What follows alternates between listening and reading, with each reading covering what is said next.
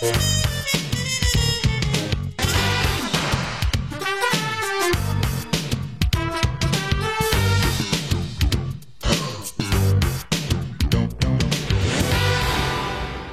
valaki olyat szeretnék őszintességre bírni, akit amikor megláttam a szombatesti lázban, sóhajtottam egyet, és azt mondtam, na ha ez a lány ügyesen sáfárkodik a szellemével, a tehetségével, akkor ővé lehet a következő 20-25 év. Pedig én szigorú vagyok, nem nagyon mondok ilyet. Ördög Nóri. Nagyon megtisztelő, köszönöm szépen. De aztán tovább gondolom, és tulajdonképpen tényleg nehéz is bármibe fogást találni rajtad. Azóta ugye sokat olvashatunk, kerek a karrier épülése, kerek a családi háttér, nyugalmas a magánélet, a tökéletesség és Ördög Nóri. Furcsán hangzó mondat, igaznak tartod? Nem, hát messze nem vagyok tökéletes, sőt. Nagyon sok olyan dolog van, sőt, hát én gyakorlatilag csak a tökéletlenségeket látom a saját dolgaimban, és keresem is a hibákat egyébként. Aztán az más kérdés, hogy ez azért van, mert mondjuk ki akarom őket javítani, vagy szeretném jobbá tenni őket, de én azt gondolom, hogy egyrészt benne van ebben az a mentalitás, amit vidékről hozok, ahol igenis számít, hogy a szomszédasszony mit gondol rólad. Ugye Mórahalmon nőttem fel. Mellett van egy... Így van, 20 kilométer egy kisváros. Tehát az ember ott nem nagyon teregeti ki a magánéleti szennyeseit így országvilág elé. Nyilván nekem is vannak problémáim, vannak kisebb-nagyobb zökkenők az életemben, ilyen-olyan szinten, de nem szeretném ezt különösebben mások elé tárni.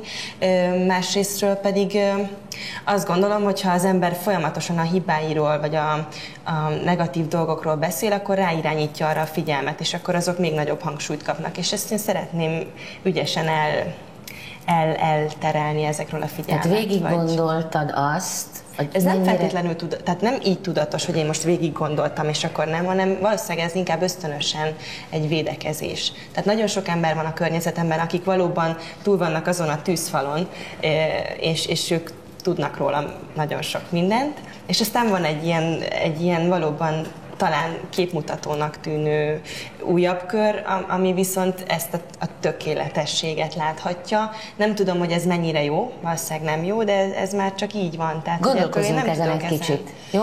A tökéletességnek tűnő, hogy az jó vagy nem jó? Biztos, hogy nem jó. Mert? Mert az embernek irigyei lesznek előbb-utóbb egyrészt, másrészt meg pont a mi... első szám, harmadik szemébe fogalmazunk, Ördög Nórinak lettek irigyei? Hála Istennek nem kapom vissza így szemtől pofába túl gyakran, de azért így vissza jut persze, hogyha a hátam mögött valaki kavarja egy picit a dolgokat. Jó, tehát a tökéletesség és Ördög Nóri nem jó azért, mert lesznek az embernek irigyei? Nem jó azért, mert a mi szakmámban nem baj az, hogyha az emberen vannak olyan kisebb-nagyobb fogások, amitől lesz valamilyen, és ami miatt ugye lehet kötni őt valamihez, vagy szóval, hogy... Tehát, hogy a tökéletesség adott esetben lehet a semmilyen? Igen. És ez nekem egy örök félelmem, és ezen lehet, hogy kéne is változtatni valamilyen szinten. Hibáztál már? Úgy, hogy látták? Persze. Látványosan? Most olyan szintű orbitális tévedés nem történt. Mondjuk a szombatesti lázban egyszer volt, hogy idő előtt le akartam zárni a szavazást. De látod, Nóri, egy hihetetlen műsorfolyamban, ami az élő adásnak a kegyetlen gyönyörűsége, hogy ott és akkor, abban emlékszel, hogy egyszer? Ez nagyon szép. De nem is, utána én visszanézem, persze én csomó olyan hibát látok, amire lehet, hogy más legyen, de én meg így megőrülök tőle. Hogy... Megőrülsz? Mi a hiba mondjuk? Neked mi a hiba? Például iszonyan izgulok azért ezek előtt a nagy élő show műsorok előtt, és az első 10 perc azért azzal megy el, hogy én küzdök, hogy ne akkor kelljen nyelni például, amikor éppen beszél az ember, hogy ne lássák, hogy egyébként így remeg a kártya a kezedben, meg a lábam, tehát ezért nagyon jók a hosszú estéi ruhák, amiket szoktam viselni az ilyen műsorokban, mert nem látszik annyira, és tehát ezeket azért én látom. Ez a néző számára egy láthatatlan tökéletlenség, mert ő nem veszi észre. Igen. Tehát még mindig ott tartunk, hogy kifelé azért viszonylag hibátlannak tűnik minden veled, és még ott tartunk a gondolkodásban, hogy azt mondod, hogy lehet, hogy ez nem annyira jó. Igen. Mégis csinálod. Igen, mert... De mégis ott van ez a nagyon komoly szigorúság mert ez nem, benne. tehát hogy mondjam, ez, amit mondtam neked, hogy ez nem egy ilyen előre eltervezett dolog, hanem ez valószínűleg egy ilyen neveltetésből fakadó, otthonról hozott, Vagyis a belém neveltetés nevelt milyen védekezés. Védekezés. Miért a kicsi ördög Nórika a suliban milyen volt? Eminens, jó kislány. Nagyon tisztelettudó kislány voltam, kitűnő tanuló. Tudod, de sokan mondják, hogy fú. Igen, mondták is, de azért közben meg azért meg volt bennem az életre valóság, nem tudom, belevalóságnak nevezhető talán, tehát nem ez tehát nem komisz voltam, vagy csíntevős, vagy ilyesmi, hanem azért úgy benne voltam minden buliban, különösen később. De ez a jó kislány image, ez azért engem nagyon sokáig végig kísért. De ezt otthon mondták? Hogy ilyennek kell lenni? Nem. Pedagógus gyerek vagyok egyébként, tehát anyukám fizikatanár, apukám meg hát autóvezetést oktat, úgyhogy, illetve most már nem oktatja, de autós iskolája van, úgyhogy abszolút ez a légkör, tehát milyen a pedagógus gyerek? Hát jó, tehát hogy bennem meg inkább fel sem merült, hogy nem próbálom meg így a maximumot kihozni abból, amiből lehet. Tehát, hogy nem voltam egy ilyen lázadó típus soha. De ez maximalizmus, vagy teljesítménykényszer? Hát igen, egy hajszál választja el a kettőt. Én azt mondtam egyszer, hogy a teljesítménykényszer áldás és átok. Hát az elmúlt években jöttem én is arra rá, hogy nem lehet mindig mindenkinek megfelelni, bármennyire is igyekszik az ember. Az volt a szándék? Nem kimondottan, de igen. Tehát, hogy pont a párom, a Kristóf világított arra rá, hogy nem lehet mindig mindenkivel kedvesnek lenni, és mindig mindenkivel jó fejnek, mert igenis van az a pillanat, és van az a pont, amikor mérlegelni kell, hogy kinek jut ebből, és kinek nem, mert egyszerűen az ember, ha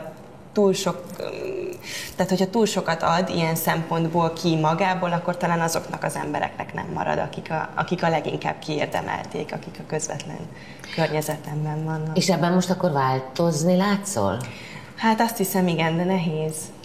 Mert hogy ez egyébként alaptermészetem, tehát hogy én tényleg kedves vagyok mindenkivel, és ez nem esik nehezemre, vagy ez nem egy ilyen felvett dolog, hanem én ilyen vagyok. Ugye a párod szakmában van, tehát ő pontosan ismeri a szakma működését, különösen, hogy nem látszó ember, hanem hátul játszó ember, mondjuk így. De én akárhányszor találkozom velem, hogy nekem is mindig meglepő az, hogy egyrészt, hogy mosolyogsz, hogy bűbájos vagy, hogy figyelmes vagy, hogy tökéletes a toaletted, tehát hol van a Nóri, hogy hol kócos, mikor nem stimmel a cipő a gatyához, van-e olyan, hogy tramplin jár, vagy valami?